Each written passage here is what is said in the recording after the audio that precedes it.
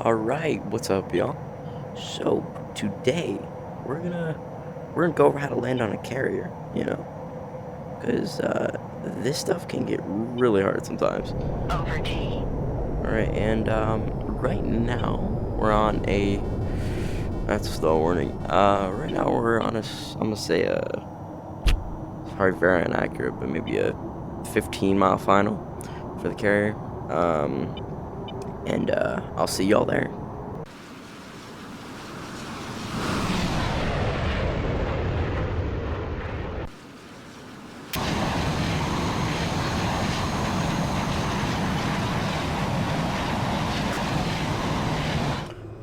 Alright, y'all, so here we are, we're approaching final. Now, first step I'm going to do is check your airspeed. Now, right now, I'm coming in a bit fast at around 300 knots, which we definitely want to slow that down to a minimum of 200 knots. Or we want to be at least below 200 knots, because or else the wires won't catch us. Now, it would be better if we were at around 180, 190, just because if you go too slow, you'll stall and you lack control. But if you go too fast, then obviously the wire won't catch you. So we're going to start with putting our hook down and putting our flaps to the 2nd degree and putting our landing gear down, all to increase drag. And if we hold on the throttle while putting it to idle, you can see our airspeed actually decreasing, because we put our brake up. And you see if I let go, it'll go down. But if I put it back up, it'll go back up.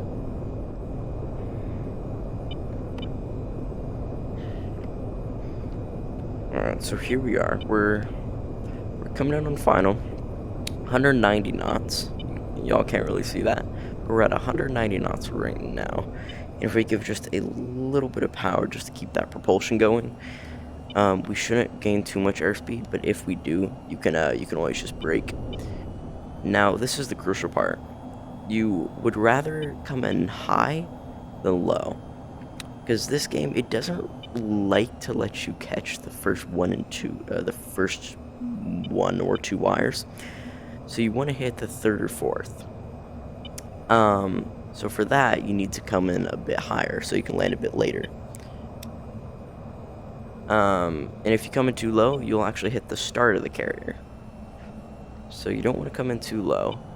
And like I said, you do want to get a bit of airspeed, because I'm at like 160 right now. So once you're at 160, 170 maybe, you want to start pushing your nose down just a little bit.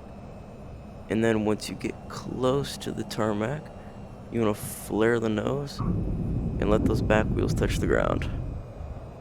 There you go. And put your hook up, flaps up, and just move off the runway. So there's room for the next person. And it truly is that simple. Just when you're coming in on final approach, you just want to make sure you're under 200 knots. And you've got as much drag as possible. Landing gear, flaps, brake if needed. And the other crucial thing is just, you'd rather come in too high rather than too low, because I've seen a lot of explosions, but that's it. So, I see y'all.